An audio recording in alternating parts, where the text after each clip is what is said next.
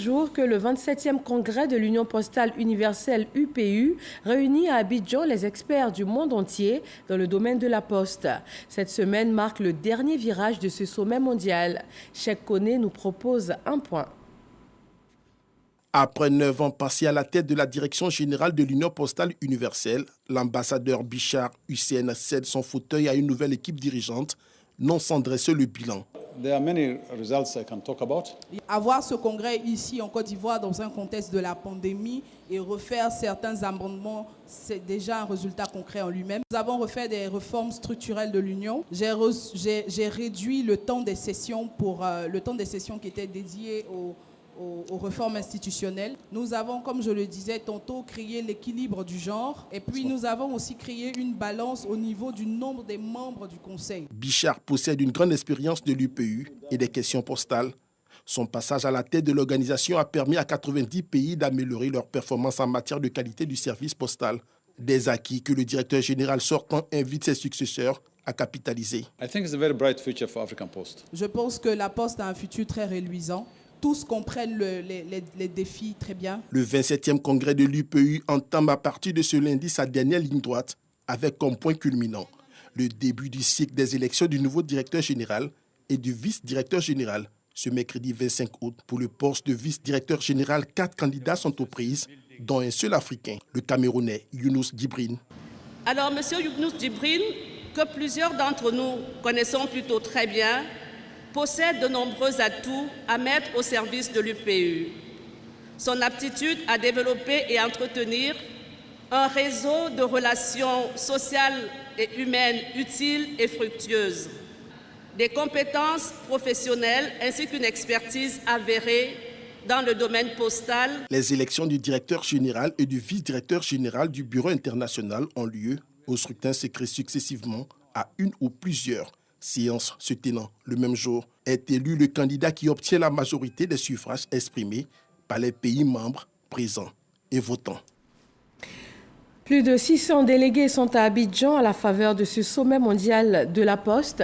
Et à côté des travaux qui se tiennent au Sofitel Hôtel Ivoire, les congressistes découvrent les richesses touristiques ivoiriennes. Ils se sont rendus ce week-end sur la baie des milliardaires à l'île Boulé. Marie-Ange Afoué et Issa Yeo nous y conduisent en images. Danse, jeux, baignade et gastronomie. Telles sont les activités au menu de l'excursion des congressistes du 27e sommet de l'Union postale universelle, UPU, à l'île Boulé. Après 2 semaines de travaux intenses, l'heure est à la découverte. C'est un congrès qui dure 3 semaines. Donc la Côte d'Ivoire, en tant que pays hôte, a voulu offrir à ses congressistes, ses invités, tout ce qu'elle a de meilleur, tout ce qu'elle a de beau. Et nous avons donc organisé plusieurs excursions dans la capitale Yamoussoukro, et également sur le bord, on va dire, de lagune. Donc c'est une expérience exceptionnelle pour des personnes qui découvrent pour la première fois l'Afrique et la Côte d'Ivoire. Je ne savais pas qu'on pouvait trouver un endroit aussi beau en Afrique. Magnifique, vraiment extraordinaire. J'entends parler beaucoup de la Côte d'Ivoire, mais surtout pour la production du cacao, du café. Mais on n'entend pas parler autant que ça pour le tourisme. Donc je pense que ce pays a le potentiel pour devenir l'une des plus grandes destinations touristiques du monde.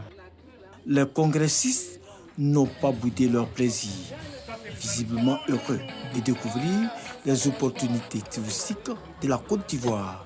Ce lieu est très merveilleux, c'est très beau. C'est au milieu de la nature. C'est fantastique parce que tu te sens comme au milieu de la forêt, de la nature.